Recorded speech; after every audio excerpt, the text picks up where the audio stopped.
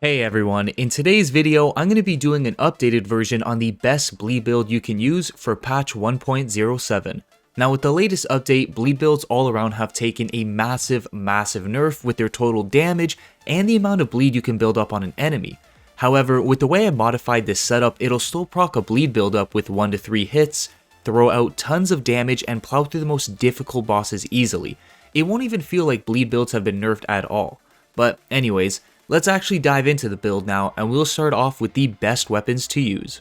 So in our main hand, we're going to be using the Iron Greatsword with the bleed affinity placed on it. The reason for the Greatsword is because they have the most bleed buildup and the best physical damage scaling, all while being able to place the Ash of War seppuku on them, even though we're not going to use seppuku on this exact one. For comparison with the Lance, Godskin Stitcher, and the Beastman's Cleaver, they all have the same bleed buildup, yet the Greatsword has a higher base damage and a better scaling for strength, which is just going to give us a secondary stat to level up for even more physical damage. Now I did say we aren't using seppuku on this, even though I do find it to be a very powerful Ash of War, except you don't walk around the game with it just constantly applied to your weapon, because it only lasts for 60 seconds. The only times I really use it is either right before a boss fight, or getting through a tough enemy, which is obviously how Ashes of War should be used. Yet when you turn a corner into a strong opponent, they usually don't give you a few seconds to apply seppuku, they kinda just start running at you full speed. Thus, we want something more instant that can do a lot of damage very quickly and stop them right there in their tracks. So the best option for us is Lion's Claw. Your character does a flip, slamming his sword into the ground, doing both lots of damage and usually stunning the larger targets on the spot, which is exactly what we need for those around the corner encounters. This Ash of War also scales off of strength, which is our secondary stat we level up, hence another reason why it's going to be fairly strong. In addition, since we have an optional secondary stat, I do like to use Radagon's Sword Seal that increases our vigor, endurance, dexterity, and strength by 5 levels. This is going to save us a total of 20 levels that can be put into other areas to increase our overall damage. Unfortunately, as good things come, there is a downside to it. When we have this equipped, we take 15% increased damage from all sources. In spite of that, we do end up wearing some decently heavy armor at the end of this build, so it'll cancel out that negative effect, not even knowing it's there. Moving forward, I'll show you guys where you can find all of these. For the Iron Greatsword, this is more of a late game item, thus I'm going to throw in an alternative option for this. Even so, the place you can get this from is in Leyndell Royal Capital, to where you'll have to farm it off of the Misbegotten, who can be found in the ash-covered paths leading towards the Forbidden Lands. The secondary place you can get this from is north of the Haligtree Town Plaza, Site of Grace, having to kill another Misbegotten to be rewarded it. Same enemy, just different places is all. Then for the secondary option, you can go for the Banished Knight Greatsword, which is just going to do a bit less damage, but it is much easier to acquire. With this, you can get it from killing the Banished Knight found at the Cathedral of Dragon Communion in Caelid. He's very easy to get backstabs off to kill him quickly, and he respawns infinitely, so it won't take long at all to get this. Afterwards, you can get the Ash of War Lion's Claw, which is also in Caelid inside of Fort Gale. You'll have to kill the Lion Guardian inside, which is going to drop this after doing so. And lastly, for Radagon's Sword Seal, you'll have to reach Fort Ferrith, which is also in Caelid, to where you'll have to drop down from the opening on the roof and look around the wooden walkways for a corpse with an item on it. All early to mid game items with the exception of the Iron Greatsword, which is how I'm trying to keep this build. Easy to put together and highly effective to use. Continuing on with the weapons, we're going to be using another Greatsword in our offhand to basically double our bleed buildup and physical damage output, the Bastard Sword. It's just like the Iron Greatsword. We're going to be using the bleed affinity on it, which also gives it a B scaling in strength for more damage. The only difference between the two is that the Bastard Sword has a bit less physical damage, however it's 10 times easier to acquire. Now the best option would be to just get another Iron Greatsword, because it is a farmable item, meaning you can get multiple of them. It's not absolutely needed, yet the extra physical damage you can get is pretty nice though. Nevertheless, back to the Bastard Sword for its Ash of War. This one we're actually going to be using seppuku for a couple of reasons. One of them being is that we can't use the Ash of War on weapons in our offhand when dual wielding. so it only makes sense to use something that's going to increase its damage and bleed buildup. Secondly, it's going to activate 2 items that give us an extra 30% increased damage on top of the seppuku buff itself.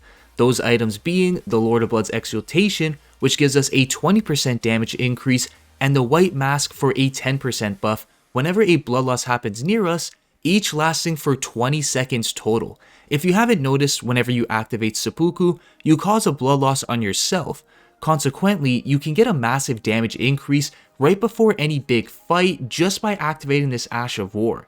Lastly, cause seppuku is in our offhand, we can switch the weapon of our main hand without losing the extra damage and bleed buildup, which is very huge because we do have a third weapon that we switch to quite a bit for different situations.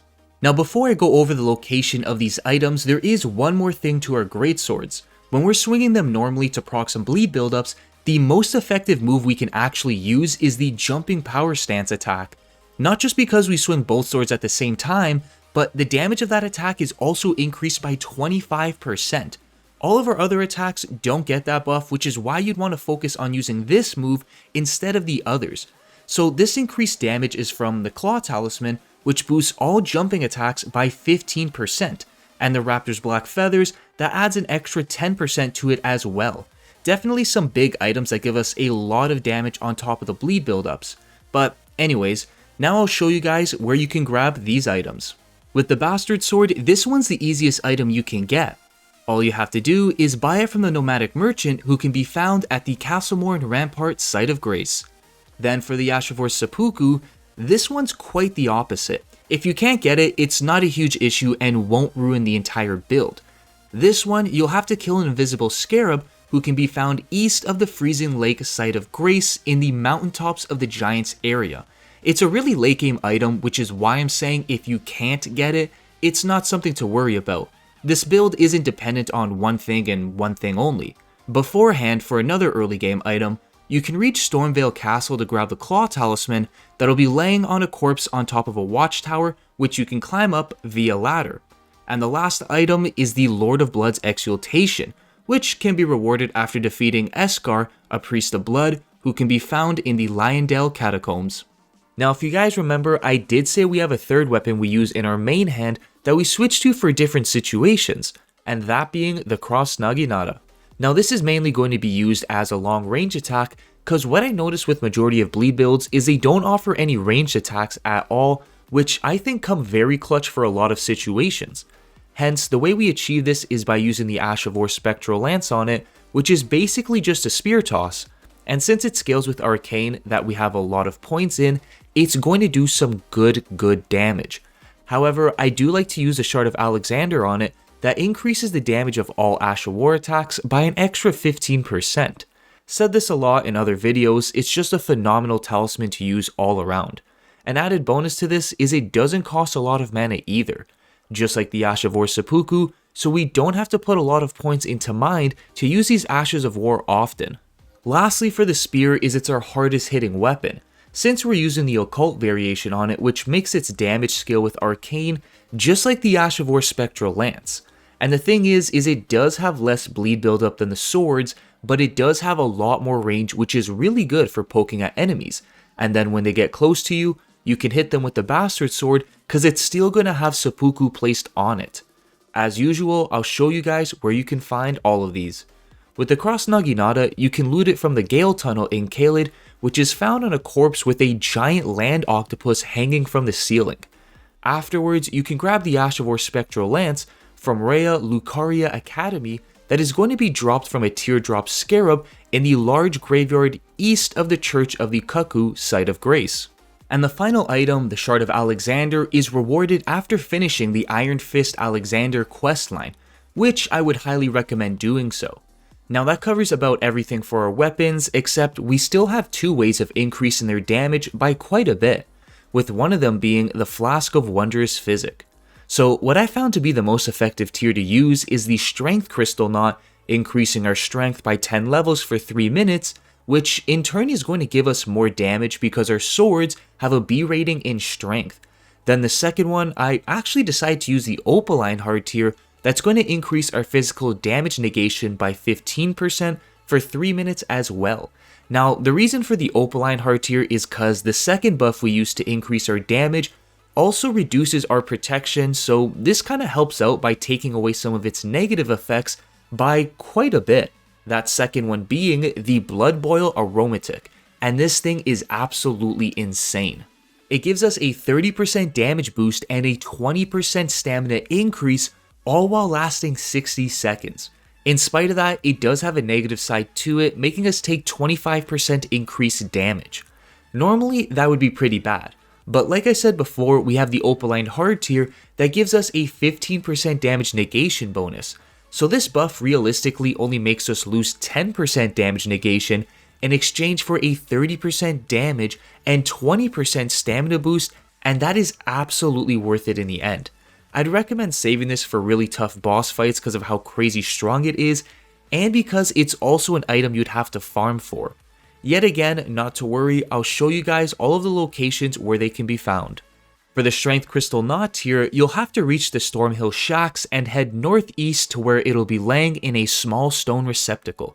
Very easy item to get with no fighting involved. With the Opaline Heart here, exact opposite again. You'll have to kill an avatar boss who can be found next to the Minor Erd Tree north of Fort Ferrith in Caelid to be rewarded it.